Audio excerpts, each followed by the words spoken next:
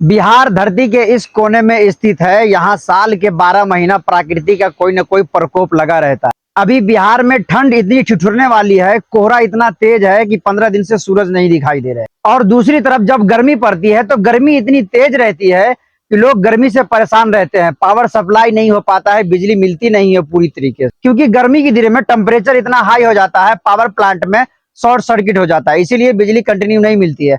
और बिजली कंटिन्यू नहीं मिलने की वजह से लोगों को दिक्कतों का सामना होता है। दिक्कतें ऐसी होती है जैसे कि घर में सोते हैं तो पंखे बंद हो जाते हैं लाइट कटने पर, और जब छत पे सोते हैं तो मच्छर काटते हैं। तो ये होती है गर्मी के दिनों की प्रॉब्लम। उधर दूसरी तरफ जब बरसात होता है तो बरसात इतना भीषण रहता है कि गाड़ी चलने की तो बात दूर है, लोगों को पैदल चलना भी सड़क पर बहुत मुहाल हो जाता है। और जब सैलाब आता है तो रोड पुल सब ध्वस्त हो जाते हैं, दह जाते हैं, और साथ ही साथ में किसान के खेत भी दह जाते हैं, जो कि किसान को बहुत भारी नुकसान का सामना करना पड़ता है। तो बिहार धरती के इस कोने में स्थित है कि यहाँ प्रकृति का प्रकोप साल के 12 महीने लगा रहता है। अब सरकार प्रकृति के प्रकोप से निपटने के लिए क्या क्या व्यवस्था करे? हमेशा सरकार ही जिम्मेदार नहीं होती है, क्योंकि ये प्रकृति का प्रकोप है।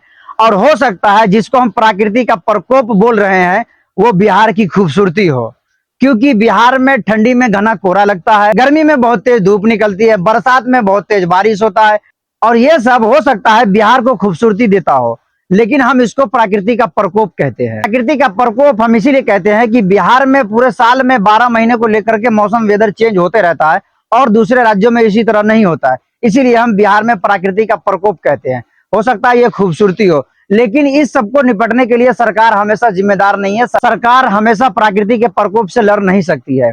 आप लोग अपनी राय कमेंट बॉक्स में जरूर दीजिए, क्या सरकार जिम्मेदार है इस चीज पर, या ये सब बिहार की खूबसूरती में आता है? अपनी राय कमेंट बॉक्स में जरूर दीजिए। मिलेंगे नेक्स्ट वीडियो में, जब तक के लिए बाय बाय, अपना ख्याल कीजिए।